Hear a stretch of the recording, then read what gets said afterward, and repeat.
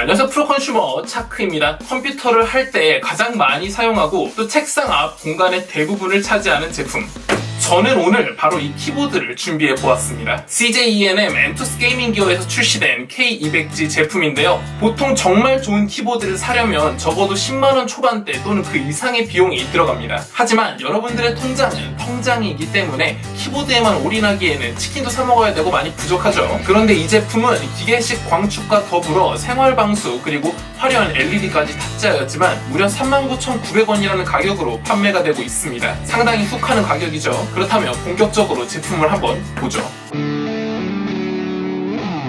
박스는 깔끔해요. 뭐 광이 날 곳은 광이 나고 광이 안 날 곳은 광이 안 나는데 이쪽에는 따로 봉인실 같은 건 없는 것 같아요. 간단하게 뒤에 있는 내용들을 보자면 기계식도 기계식인데 광축, 무접점 광축을 사용하고 있다고 하죠. 이 또한 조금 이따 설명을 해드릴 점이고, 완전 방수 기능에 축도 교체가 가능하고 멀티미디어라든지 윈도우 키 잠금이라든지 뭐 그런 간단한 편의사항도 탑재가 되어 있는 것 같아요. 뭐 일단 나머지는 한번 제품을 보면서 한번 설명을 해드리죠. 박스를 열면은 바로 안에 제품이 있어요. 비닐에 쌓여 있는데 이 제품을 박스에서 꺼내면 바로는 안 꺼내지네요. 이런 식으로 선이 연결돼 있어가지고 이 손도 빼주고요. 그리고 이렇게 키캡 리무버와 스위치 리무버 그리고 여분의 축까지 있네요. 이건 상당히 좋은 것 같아요. 저도 이제 중저가 키보드를 많이 사용을 해봤지만 축이 고장나는 경우가 상당히 많았고, 아무리 AS가 잘 돼 있다고 하더라도 배송을 보내고 배송을 받고 하는 기간이 길어지면은 상당히 짜증이 나거든요. 근데 그 점을 잘 아는 것인지 이렇게 바로 교체를 해서 문제가 생기면 처리할 수 있게끔 이렇게 기획을 해준 점이 상당히 인상 깊어요.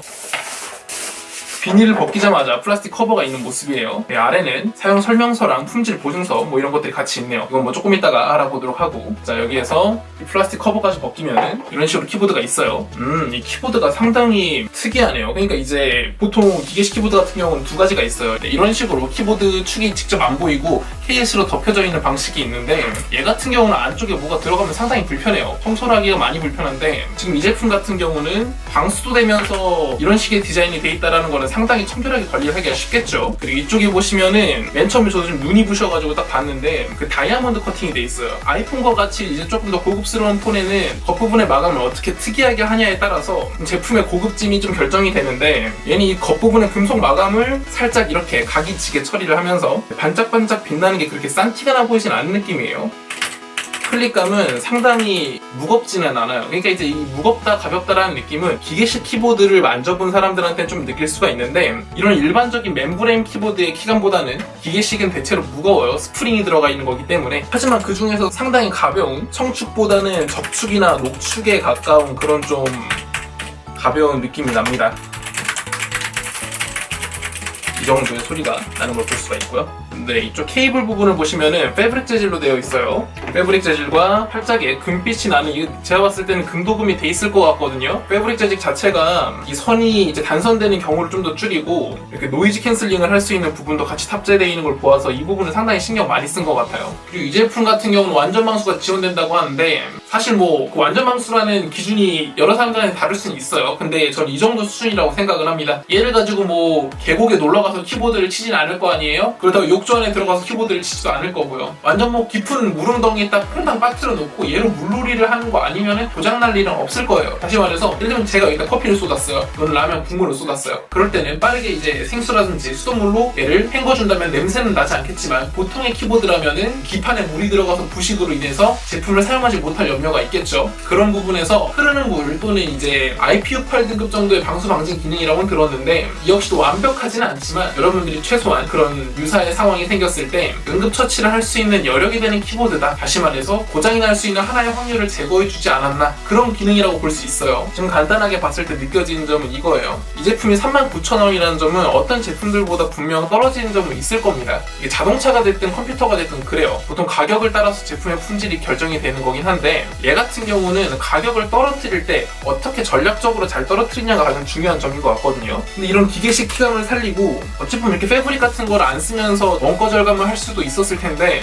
주변에서 가장 많이 문제가 생기는 점들이 있죠. 예를 들면 내구성 문제라든지 아니면 부품 수리 문제라든지 또는 위생 청결과 관련된 문제라든지 일반 사용자들에게 확실히 확 다가올 수 있을 부분에 대해서 신경을 써준 것 같아요. 사실 그래요. 이 축 안에 들어있는 것도 스프링이면 스프링을 얼마큼 잘 썼는지 얼마나 더 좋은 재질을 썼는지에 따라서 뭐 내구성이든 키감이든 달라질 수 있는데 제가 지금 청축 키보드를 사용하고 있는데 이 정도 키보드감은 충분히 일반 멤브레인 제품보다는 확실히 기계식에 가까운 느낌이거든요. 분명 처음 입문하는 사람들에게 있어서는 상당히 유사한 느낌을 줄 수 있을 거라고 생각을 해요. 자, 그렇다면 얘를 이제 한번 꼽아볼게요. 네, 꼽았는데 바로 불빛이 나는 걸 볼 수가 있죠. 여기서부터 색깔이 다 다른 LED가 나오는 것 같아요. 위에서 이렇게 생겼고 뒷면에는 이런 식으로 스탠드가 위치해 있어요. 자, 키보드를 해보겠습니다.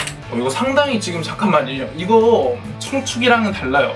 이거 키감이 일단 가벼워요. 가벼워서 누르기도 편한데 그 딸깍딸깍 들려오는 소리가 지금까지 제가 만져본 기계식이랑은 조금 다르거든요. 이건 한번 축 분해를 한번 해보고 싶은 수준인데 네, 사진으로 첨부를 해드리겠지만 키보드의 기계식 키보드라는 장르에서는 단순하게 기판과 기판이 눌리는 것이 아닌 어떤 물리적으로 용수 처리든 걸쇠든 무언가가 움직이면서 이 버튼이 눌린다라는 거를 체감할 수 있게 해주기 때문에 그 걸쇠가 걸리는 느낌이 보통 축들 간의 느낌의 차이를 수반을 하거든요. 근데 얘는 사실 무접점이에요. 제가 얘를 완전히 바닥까지 놓지 않더라도 실제로 센서에 접하는 접점이 없어서 클릭감이 없을 거라고 생각을 했는데 지금 이 딸깍딸깍하는 느낌이 제가 쓰는 청축보다도 훨씬 더 느낌이 지금 강하거든요.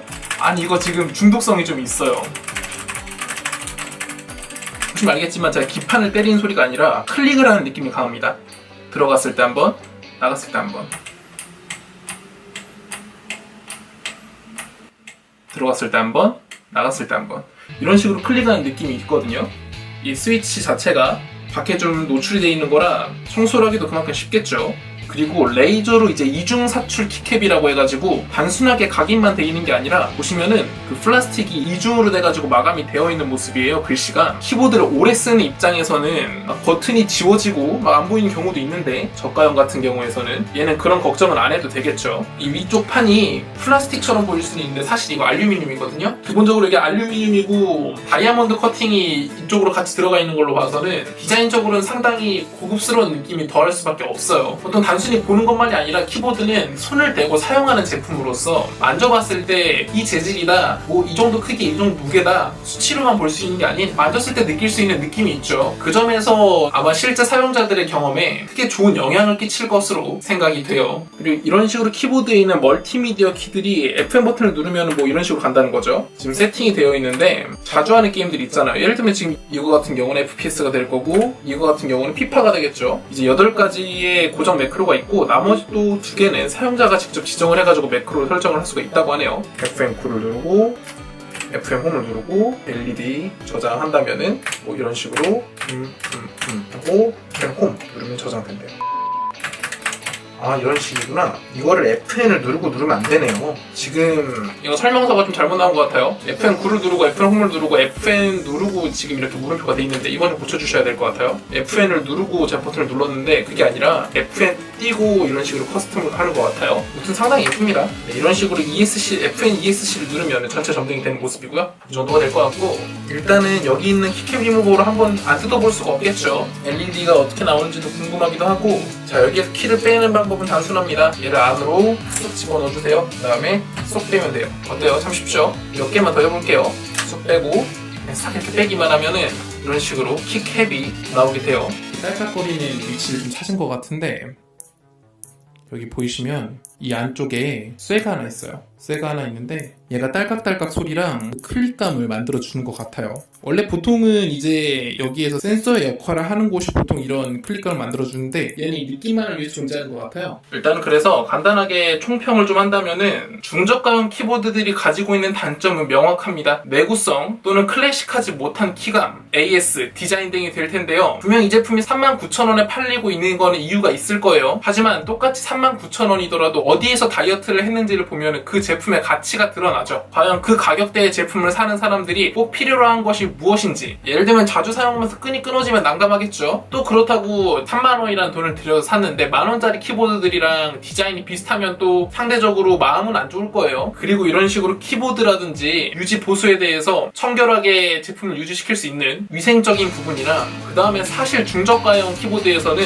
이 축이 말썽이 많아요. 제가 지금까지 썼던 중저가형 키보드 같은 경우에도 이 많은 키 중에 축 하나가 문제가 생겨가지고 AS를 보냈던 적이 한두 번이 아니었던 적도 있었어요. 사실 제가 이 제품을 리뷰하기를 마음먹으면서 가장 감동했던 것은 이 부분이에요. AS가 아무리 좋아도 택배가 오가는 시간 동안 제품을 못 쓰는 것은 범이고요. 그리고 이 CJ 엔투스 키보드에는 단순히 그 회사에서 제품을 떼다 오는 것이 아닌 직접적으로 본인들이 설계에 관여를 해서 OEM 방식으로 주문 제작 방식으로 주문을 했다 그래요. 사실 이 키보드 말고도 다른 키보드들에도 이런 비슷한 축들을 사용을 하면서 좀 대량으로 생산함으로 해서 원가 절감을 한 케이스가 되더라고요. 대량 생산을 하게 되면 제품의 질이 떨어진다기보다는 가격이 떨어진다는 점이 가장 크기 때문에 어찌 보면 이런 식으로 고장나지 않을 수도 있지만 여분의 축을 2개씩 넣어줄 수 있는 여유가 제 눈에는 훨씬 더 잘 들어왔던 것 같습니다.